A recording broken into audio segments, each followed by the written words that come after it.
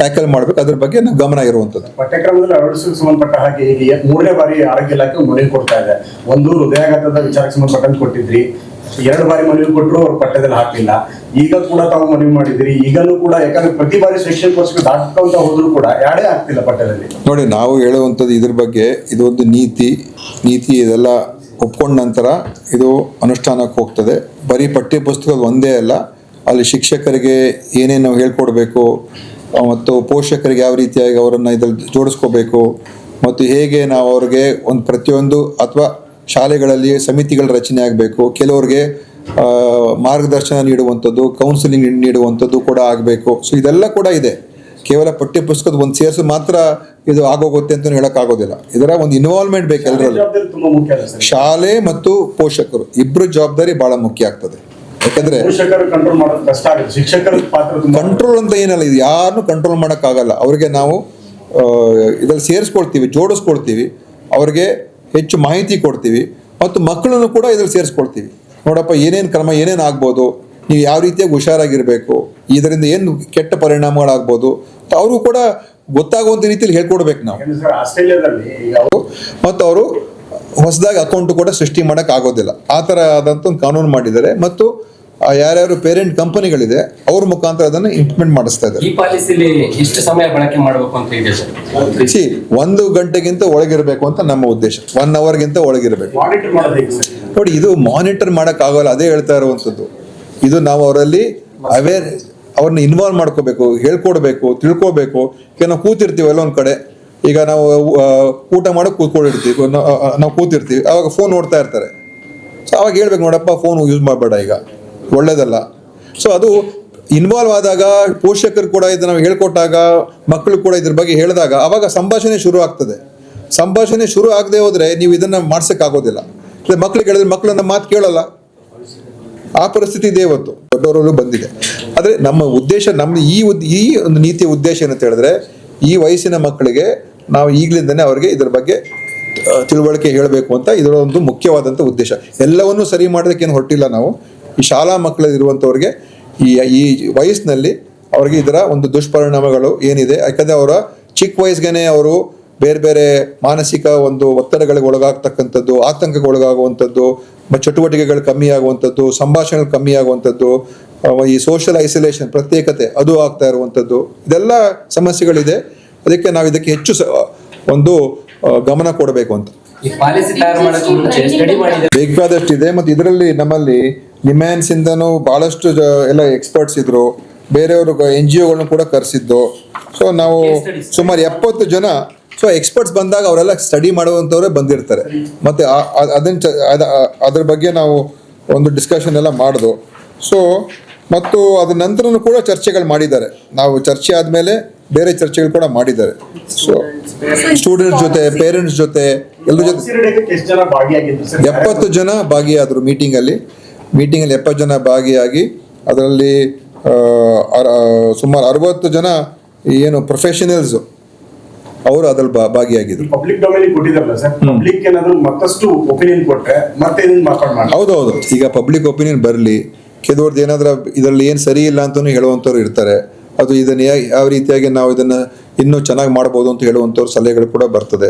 ಅದನ್ನು ನೋಡ್ಕೊಂಡ ನಂತರ, ಯಾಕಂದರೆ ಇವೆಲ್ಲ ಸೂಕ್ಷ್ಮವಾದಂಥ ವಿಷಯಗಳು. ಮತ್ತು ಅಂತಿಮವಾಗಿ ನಾವು ಏನೋ ಒಂದು ಮಾಡಿಬಿಟ್ಟು ಸುಮ್ಮನೆ ಒಂದು ಪ್ರಚಾರಕ್ಕಂತಲ್ಲ, ಇದು ನಿಜವಾಗ್ಲೂ ಕೂಡ ಸರಿಯಾದ ರೀತಿಯಲ್ಲಿ ಇಂಪ್ಲಿಮೆಂಟ್ ಆಗಬೇಕು ಮತ್ತು ಆ ಮಕ್ಕಳ ಒಂದು ಭವಿಷ್ಯಕ್ಕೆ ಒಳ್ಳೇದಾಗ್ತಕ್ಕಂಥದ್ದಕ್ಕೆ ನಮ್ಮ ಒಂದು ಪ್ರಯತ್ನ. ಮತ್ತು ಇದನ್ನ ನೋಡಿರೋರು ಅವ್ರ ಎಕ್ಸ್ಪರ್ಟ್ಸ್ ಎಲ್ಲ ಇದ್ದಾರೆ. ಸೊ ಅವ್ರಿಗೆಲ್ಲ ನಾವು ಇನ್ವಾಲ್ವ್ ಮಾಡ್ಕೊಳ್ತೀವಿ. ಸೊ ಇದೊಂದು ಯಾವ ರೀತಿಯಾಗಿ ಏನು ಹೇಳ್ಕೊಡ್ಬೇಕು ಅಂತ ಅದೆಲ್ಲ ಒಂದು ಆದಮೇಲೆ ಅದನ್ನು ಒಂದು ಪ್ರತಿಯೊಂದು ಕಡೆ ಒಂದು ಇದನ್ನೇ ಡೆವಲಪ್ ಮಾಡ್ತೀವಿ. ಏನೇನು ಹೇಳ್ಕೊಡ್ಬೇಕು, ಏನೇನು ನಾವು ನೋಡ್ಕೋಬೇಕು, ಯಾವ್ಯಾವ ವಿಚಾರಗಳ ಬಗ್ಗೆ ನಾವು ಗಮನ ಕೊಡಬೇಕು, ಎಲ್ಲವನ್ನು ಕೂಡ ನಾವು ಅದರಲ್ಲಿ ತಗೊಂಡು ಬರ್ತೀವಿ. ಮತ್ತು ಶಿಕ್ಷಣ ಇಲಾಖೆ ಅವರು ಕೂಡ ಇದರಲ್ಲಿ ಬಹಳಷ್ಟು ದೊಡ್ಡ ಪಾತ್ರ ವಹಿಸಬೇಕಾಗ್ತದೆ.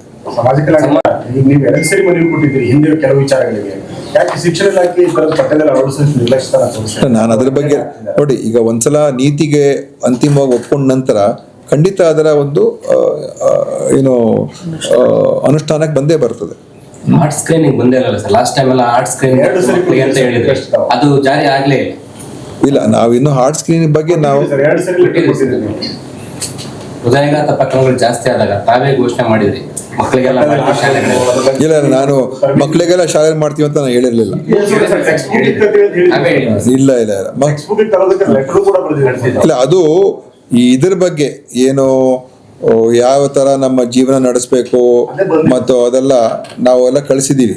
ಅದು ಈ ನಾನ್ ಕಮ್ಯುನಿಕೇಬಲ್ ಡಿಸೀಸಸ್ ಅಂತ ಏನು ಹೇಳ್ತೀವಿ, ಅಸಾಂಕ್ರಾಮಿಕ ರೋಗಗಳು ಮತ್ತು ನಮ್ಮ ಆಹಾರದ ಅಭ್ಯಾಸಗಳು, ನಮ್ಮ ದೈಹಿಕ ಚಟುವಟಿಕೆಗಳು, ಅದ್ರ ಬಗ್ಗೆ ಎಲ್ಲ ಒಂದು ಇದು ಮಾಡಿಕೊಟ್ಟಿದ್ದು. ಯಾವ ಅಂಶಗಳನ್ನು ಹೆಲ್ತ್ಗೆ ಸಂಬಂಧಪಟ್ಟಿದ್ದಾರೆ ಮಾಡ್ತಿಲ್ಲ.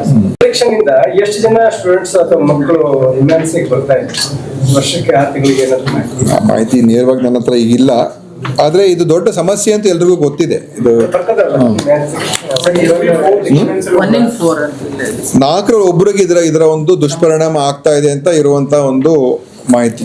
20 ಅಂದ್ರೆ 4 ಮಕ್ಕಳಲ್ಲಿ ಒಬ್ಬರಿಗೆ ಏನಾದರೂ ಇದರಲ್ಲಿ ಒಂದು ಸಂಬಂಧಪಟ್ಟಿರ್ತಕ್ಕಂಥ ಸಮಸ್ಯೆಗಳಿದೆ ಅಂತ. ಸರ್, ಇವಾಗ ಇದು public private schools and central schools ಇದಕ್ಕೂ ಅಪ್ಲಿಕಬಲ್ ಇದೆ? Yes. This is not a government for only for government schools. This is for all schools. ಎಲ್ಲ schools ಮತ್ತು ಯೂನಿವರ್ಸಿಟೀಸ್ ಎಲ್ಲರೂ ಕೂಡ. And how to go about it? How to go about it? They should have some sort of some structure should be there, no, in some school. How to go about it? Who are the people who should look into this? So they should identify the teachers who can do this job. And it's not that it is like there's going to be any fine or action to be taken. This is basically to see that our ultimate, what is the school for?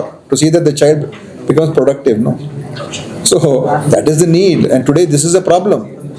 It is why did Australia ban such a advanced country?